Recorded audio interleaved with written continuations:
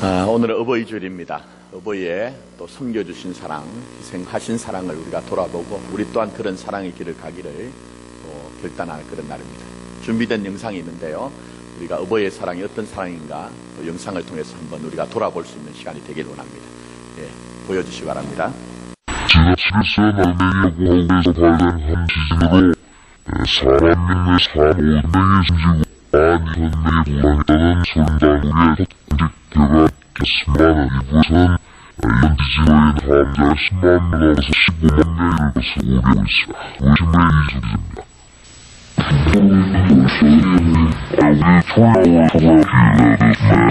의심의 이주기자입니다. 현재 행정에 급화된 구조는 싹으로 현저한 굴절을 보이고 있지만 중비가족의 국문의 아역절 호소한 소리였고 이대로 해야지 못하고 있습니다.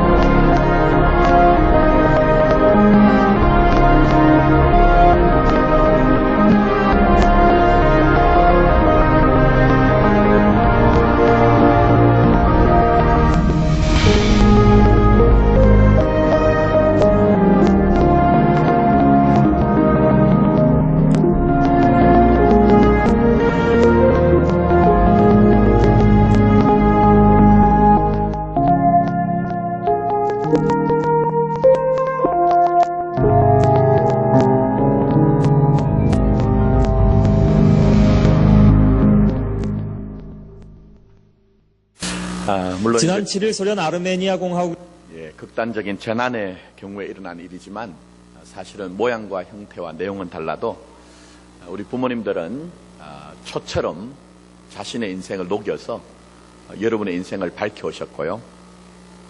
또 그 부모님들의 삶은 자신을 양식으로 삼아서 우리의 삶의 자리로 이까지 이제 만들어내신 분이 부모님들입니다.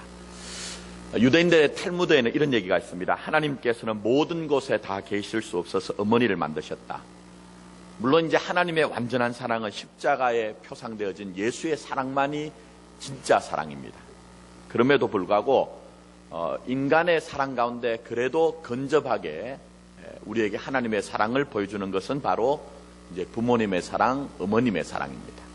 그래서 우리가 때로는 세월이 많이 흘러서 부모님을, 어머님을 여유어도 우리가 엄마 이렇게 하면은 우리의 마음에서 뭔가 울컥하는 게 올라오죠. 또 눈물이 이렇게 배곡이 우리의 눈에서 배어오는 경우도 있고요. 자, 오늘 본문 말씀을 보시면 룻기에는 시어머니와 자부, 며느리와의 관계, 아름다운 이제 그 이야기가 감동적으로 그려지고 있습니다. 근데 이 이야기는 목가적인 얘기가 아닙니다. 아주 고단함, 삶의 고단함과 진한함이 담겨있는 현실적인 삶의 얘기입니다. 자, 나오미라는 여인이 등장을 합니다. 자기가 살던 땅에서 오랜 기근이 와서 그 인생의 문제를 해결해 보려고 베들레헴으로부터 모압 땅으로 이제 이주를 하게 됩니다.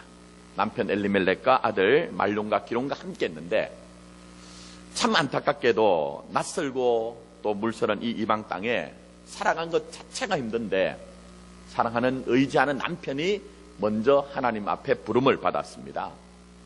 자, 홀로 된 이 여인에게 희망은 무엇일까요? 사실은 두 아들 아니겠습니까?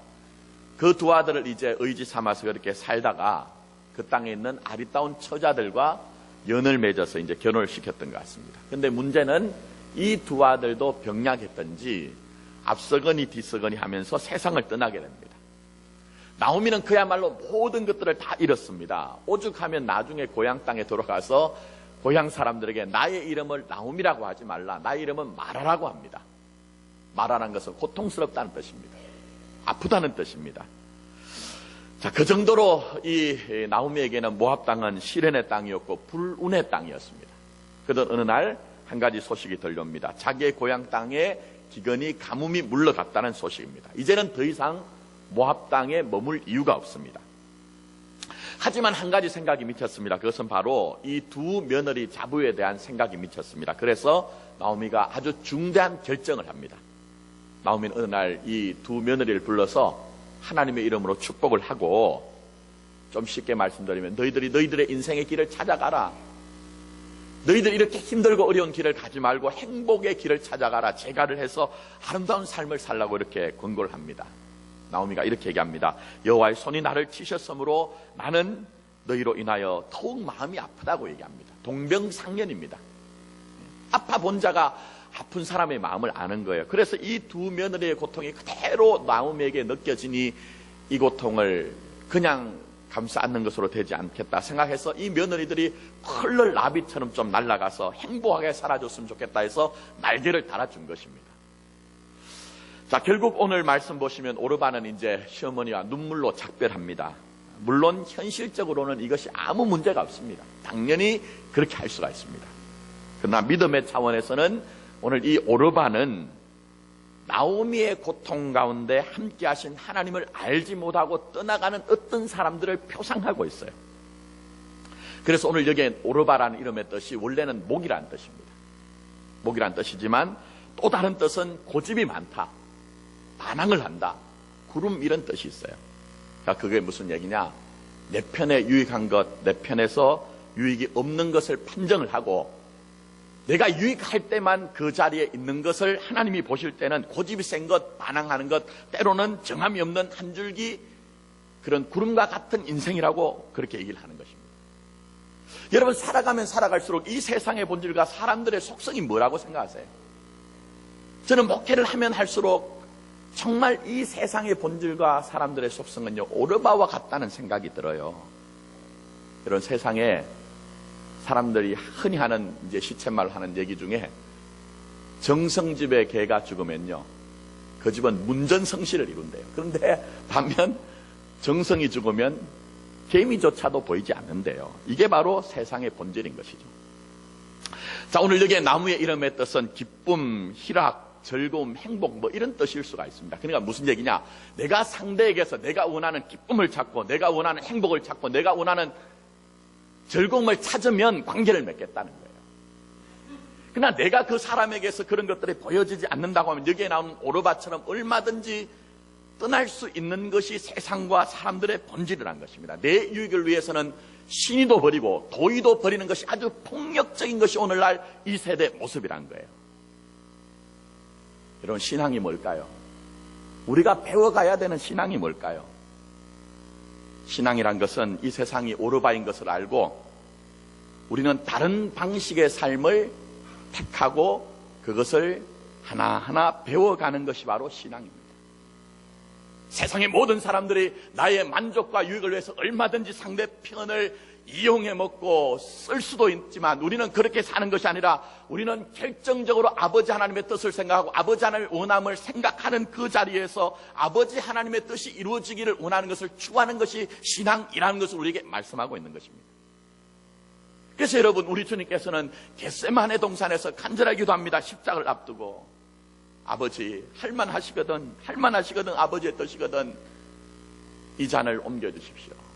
그러나 결정적으로 주님이 얘기하신 게 뭡니까? 나의 원대로, 나의 뜻대로 하지 마시고 아버지의 원대로, 아버지의 뜻대로 되기를 원합니다라고 기도를 하시잖아요. 그리고 처연히 그 십자가를 향해 걸어가시는 것이 우리 주님의 모습이잖아요. 바로 우리 주님은 그 모습을 통해서 얘들아, 이게 바로 진짜 신앙이야, 이게 바로 진짜 인생이야 우리에게 말씀을 하고 계시는 것입니다. 그러나 여러분, 이게 쉬운 일이겠습니까? 쉬운 일은 아닙니다.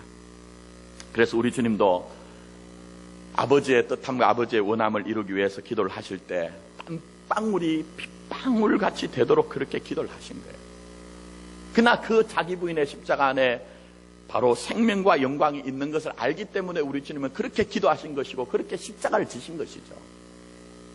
그렇다면 동일하게 믿는 믿음의 사람들도 우리가 그 길을 가야 되는데 울면서 씨를 뿌릴지라도 바로 우리가 그 자기 부인의 길을 가는 것, 아버지 하나님의 원함과 뜻함을 이루는 그 길을 가는 것이 하나님의 자녀들의 길이라는 것입니다. 그래서 보십시오. 룻을 한번 생각해 보십시오. 룻이라고 왜 마음이 흔들리지 않았을까요, 여러분? 하지만 이 룻은 마음을 다잡고 시어머니 곁을 떠나지 않습니다. 왜냐하면 나오미의 가슴에 새겨진 그 눈물을 알고 있어요. 그 상처를 알고 있어요. 그것을 너무 잘 알기 때문에 이 룻은 시어미 나오미를 떠날 수가 없는 것입니다. 아니, 이 룻이라고 해서 왜 이 길을 가는 것이 자기 희생을 요구하는 것인지 알지 못했을까요? 다 알고 있습니다. 그러나 룻은 아주 단호하게 얘기를 합니다. 어머니께서 가시는 곳에 나도 가고 어머니께서 머무는 곳에 나도 머물고 어머니의 백성이 나의 백성이 될 뿐만 아니라 어머니 하나님이 나의 하나님이 될 것입니다. 아주 단호한 고백을 하고 결단을 하는 것입니다. 여기에는 계산이 없습니다. 이기적인 계산이 없어요. 어찌 보면 참 어리석은 자의 모습이죠. 그런데 여러분, 교회와 신자의 모습은 그 안에 있다는 거예요. 어쩌면 이 모습은 여러분 아신 것처럼 주님께 300데나리온이나 더하는 향료값을 깨뜨렸던 여인의 모습이 여기에 있습니다.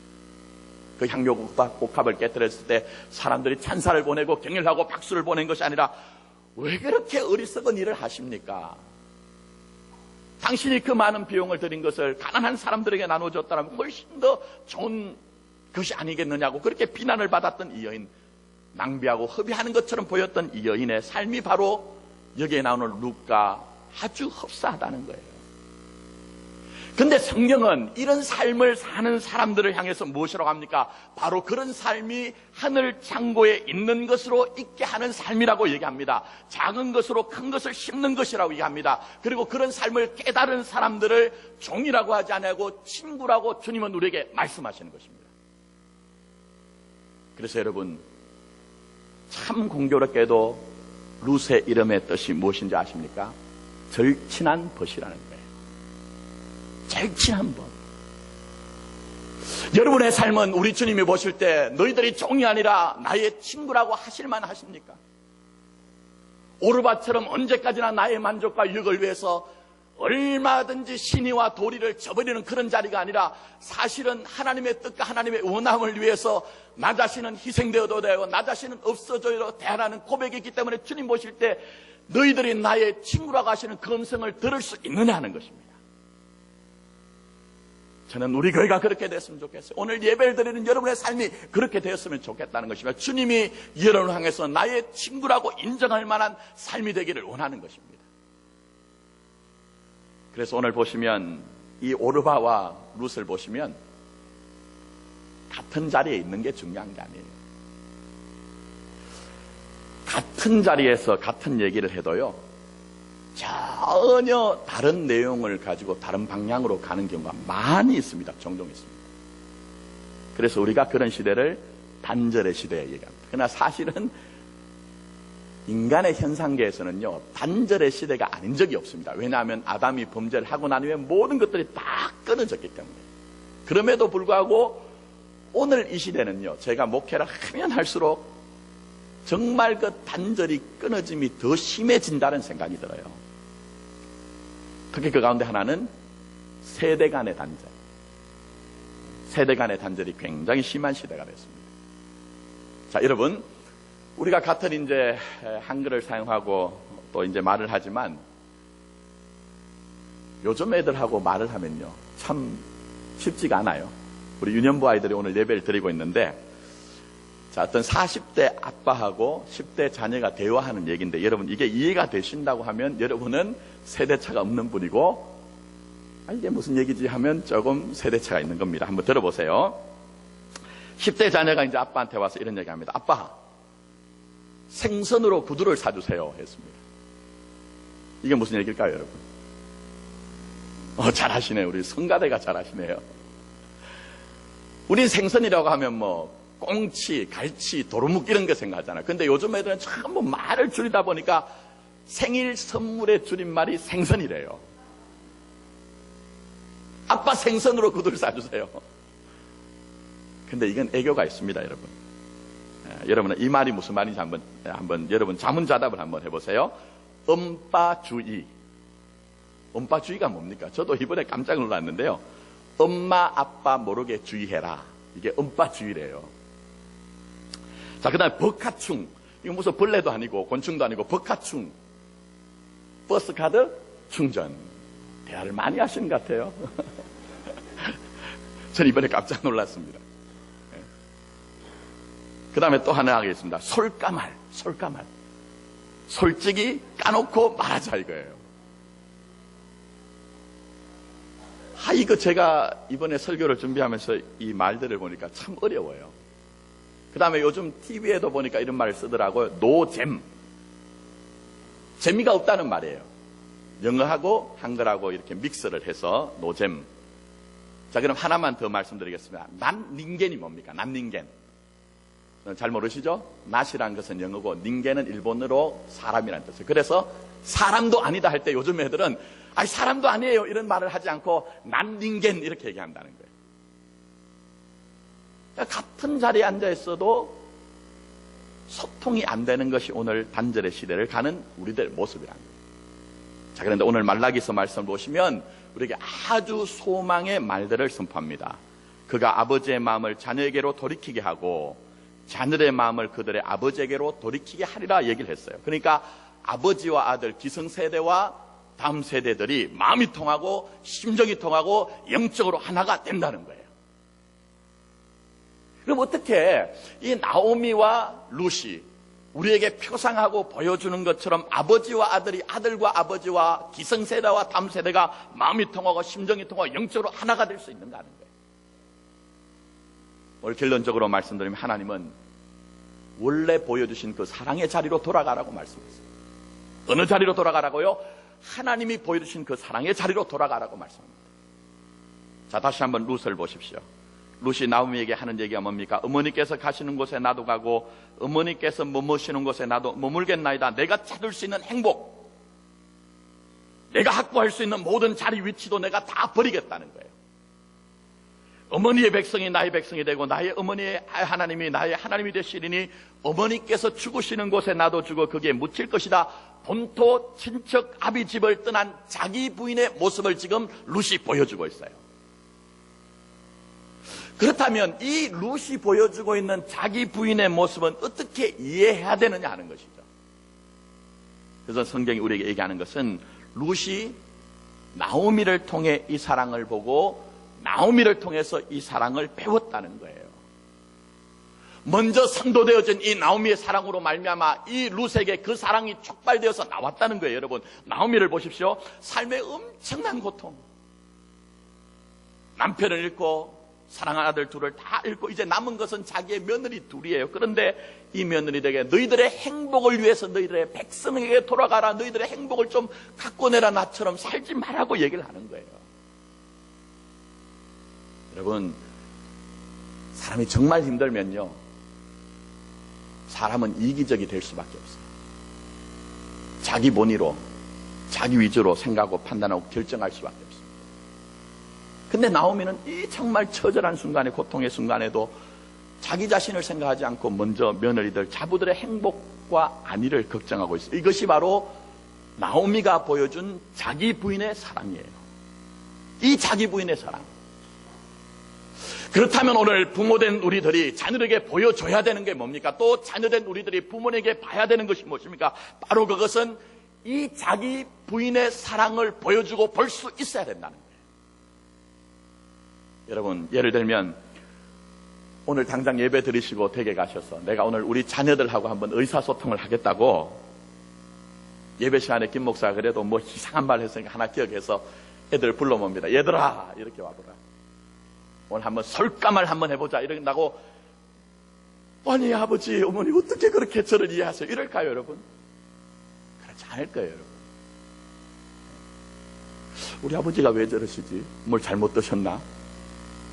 그런 생각을 할 거예요. 그런 것으로는 여러분, 아비의 마음으로 자녀를 돌이키게 하고 자녀들의 마음이 아비에게로 돌이키게 하는 일들이 일어날 수 없다는 거예요. 그럼 무엇이 필요하냐? 결국은 사랑이에요. 사랑을 하되 자기를 부인하는 그 사랑으로 말미암아 그 사랑이 있을 때에 나오미가 며느리 이 룻에게 보여준 자기 부인의 사랑이 있을 때만 그 아비에게로 자녀의 마음이 돌아오는 것이고 자녀의 마음에 아버지께로 돌아가서 결국 마음이 통하고 뜻이 통하고 영적으로 하나 되는 역사가 있다는 거예요 여러분. 그것 아니면 절대로 우리에게 불가능하다는 것입니다. 그래서 보십시오. 나오미를 한번 보십시오. 나오미는 다시 베들레헴으로 돌아가려고 합니다. 베들레헴으로 돌아간다는 것은 무엇입니까? 여러분, 우리가 이미 룻기를 묵상할 때 한번 언급을 했습니다만 베들레헴의 뜻은 떡집이란 뜻이에요. 성경이 우리에게 지금 얘기하는 것은 육신의 떡을 구하기 위해서 모압으로 내려왔던 이 나오미가 이제는 육신의 떡의 문제가 아니라 원래 자기의 영적인 자리로 돌아가는 그 결단이 있었다는 거예요. 사람이 떡으로만 사는 것이 아니라 여호와 입에서 나오는 말씀으로 산다는 그 말씀을 깨닫고 이제는 생명의 양식이 있는 곳으로 돌아가려는 그 영적인 모습, 그것이 결국 이 나오미에게 굉장한 감동을 주었다는 것이에요. 그렇다면 여러분, 여기에 나오미의 모습을 한번 보십시오. 뭐 세상적으로 성공한 게 아니에요. 사실은 세상적으로는 실패했죠. 또 여기에 보시면은 뭐 하하하고 호하고 웃을 수 있는 그런 시간이 아니에요. 오히려 실패하고 낭망하고 절망해서 정말 어떤 면에서는 신음 속에 있는 인생이지만 그러나 중요한 것은 그 순간에라도 하나님의 사랑을 찾는 그 거룩한 모습, 거룩한 몸부림이 지금 이 자부 나오미에게 감동을 주었다는 것입니다. 진실하게 보자면 부모는 완전하고 완벽한 자가 아닙니다. 그래서 우리도 나오미처럼 때로는 실패할 수도 있고 때로는 좌절할 수도 있고 때로는 낭망할 수가 있습니다. 그러나 중요한 것은 그 실수와 실패 속에서도 하나님의 사랑을 찾아가는 자의 모습을 보여줘야 된다는 거예요. 언제까지나 세상의 원리를 붙잡고 얘들아 너희들이 최선을 다해서 이 세상에서 성공해야 하는 그런 세상의 원리와 도리만 보여주는 자들이 아니라 우리의 삶은 하나님의 뜻을 이루어야 되는 그런 인생에 하는 그런 영적인 원리를 여러분이 가르쳐 줄 때만 우리의 자녀들은 바로 인간의 인간됨을 회복할 수 있는 것이고 영적인 완수감의 자리로 나갈 수가 있다는 것입니다. 그런 점에서는 부모님들은 자기 부인의 사랑 안에서 자녀를 향해 양육하고 또 그들에게 우리가 다가가야 됩니다. 또 들어가서 자녀들은 우리 부모님들의 모습 속에서 바로 이 자기 부인의 사랑의 모습을 볼 수 있어야 합니다. 결론적으로 얘기 드리면 사랑의 자리로 돌아가야 된다는 거예요. 사랑의 자리만이 우리를 온전하게 하기 때문이라는 것입니다. 그래서 C.S. 루이스라는 유명한 이제 분이 계시죠. 뭐 나니아 연대기나 또 여러 가지 좋은 이제 그런 책들을 많이 쓰셨는데 이분이 이런 얘기를 했습니다. 인간의 인간됨을 정리를 해내면서 사랑이란 쪽에서 아주 간단하면서 명쾌하게 이렇게 설명합니다. 한번 들어보세요. 우리는 에로스에 의해서 태어나고 스톨게에 의해서 양육되고 필로스에 의해서 성숙하고 아가페의 사랑으로 완성된다. 그렇게 얘기했어요. 우리는 그냥 사랑이라고 하면 다 같은 사랑처럼 보여지지만 다차원적이란 거예요. 여러 차원이 있고 또 질적으로도 여러 가지 다른 게 있다는 거예요. 그런데 여기에서 얘기하는 첫 번째 에로스가 무엇입니까? 물론 여기에는 철학적인 의미는 굉장히 다른 의미를 많이 내포하고 있지만 그냥 간략하게 보자면 젊은 남녀들의 사랑으로 볼 수가 있어요. 아주 격동적인 사랑이죠. 이거 없으면 안 됩니다. 이것도 사실은 출발점이 되죠. 자, 그 다음에 이제 스톨게의 사랑이라고 얘기했습니다. 혈연적인 사랑이에요. 우리가 피로 나누어진 사랑. 그래서 부모는 자녀를 사랑하는 것이고 자녀들은 부모를 사랑하되 끈질기게 피 때문에 혈통 때문에 사랑하는 그 관계, 그게 스톨게라는 것입니다.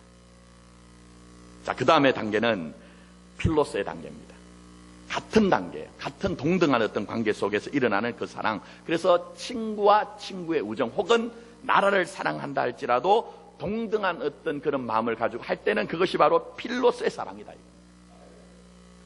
마지막으로 여러분 아시는 아가페 사랑이에요. 하나님이 우리를 사랑하신 그 사랑, 그리스도께서 계시해 주신 그 사랑, 절대적인 사랑, 희생적인 사랑을 얘기하는데 결국 C.S. 루이스 교수가 우리에게 얘기하는 것이 뭡니까? 사랑이라고 하지만 다 같은 사랑이 아니라는 거예요.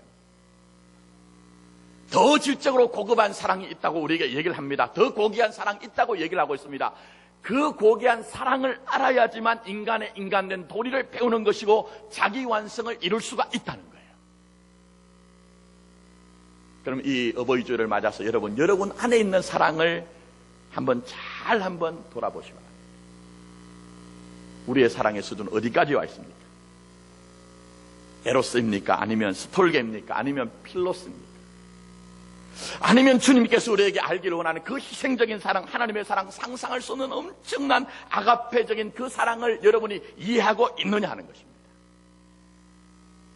만약 이 하나님의 사랑을 우리가 이해하고 알고 있다면 그것이 바로 예수를 믿는 것이고 더 나아가서 인간의 인간됨을 아는 것이라고 우리에게 얘기를 하고 있습니다. 저는 우리의 사랑이 그냥 한 단계만 머무는 것이 아니라 하나님의 원숙한 사랑 속에서 더욱더 완성이 되어지는 삶이 되기를 원합니다. 더 나아가서 사랑을 알되 그냥 받는 것만이 중요한 것이 아니고요. 사랑에는 책임이 있다는 거예요. 사랑에는 응답이 있어야 된다는 거예요, 여러분. 자, 여러분 한번 생각해 보십시오. 한 남자가 한 여자를 사랑합니다. 그러면 여자가 응답할 때에 결혼을 하게 됩니다. 만약 한 남자가 아무리 사랑을 하는데 한쪽에서 응답이 없다고 하면 진정한 사랑으로 결실을 맺지 못하는 것이죠. 자, 친구들의 사랑이 있습니다. 한쪽에서는 진실하게 지금 이제 표현을 하고 있는데 그 친구의 사랑에 진실하게 응답하지 못한다면 그 관계는 진정한 친구가 될 수가 없고 신의를 지킬 수 없는 관계가 되는 것이죠. 또 여러분, 부모와 자녀의 사랑을 생각해 보십시오. 나에게 주신 부모님의 사랑이 있습니다. 근데 그 사랑에 응답해야 내 부모를 공경하라는 말씀이 내게 이루어지는 거예요. 그럼 동일하게 이 아가페 사랑도 마찬가지겠죠. 하나님이 내게 주신 그 엄청난 사랑에 내가 응답을 해야 내가 하나님의 자녀가 되는 거예요. 그래서 우리 주님께서는 요한복음 13장 34절에 내가 너희를 사랑한 것 같이 너희도 어떻게 해요? 서로 사랑하라고 했잖아요. 응답이 있어야 된다는 거예요. 아가파테 알렐루스, 너희들이 아가페의 사랑을 받았느냐? 그렇다면 이 아가페의 사랑으로 응답하는 자가 하나님의 자녀라고 우리에게 말씀하고 있는 것입니다. 사랑으로 응답할 수 있는 우리의 삶이 되기를 합니다. 근데 중요한 것은 이 응답이란 것이 무엇이냐 하는 거예요. 이 응답이란 것이 무엇이냐? 내가 나 스스로 사랑에 응답할 수 있는 능력이 있느냐 하는 것이죠. 근데 성경은요, 우리가 우리 스스로 사랑에 응답할 능력이 없다고 얘기합니다. 주신 사랑을 받아서 그 사랑으로 응답하는 것이 진정한 응답이라고 우리에게 얘기를 하고 계시는 거예요. 여러분 한번 잘 생각해 보세요. 내가 남편에게 사랑을 받았으니 남편을 사랑하는 것입니다.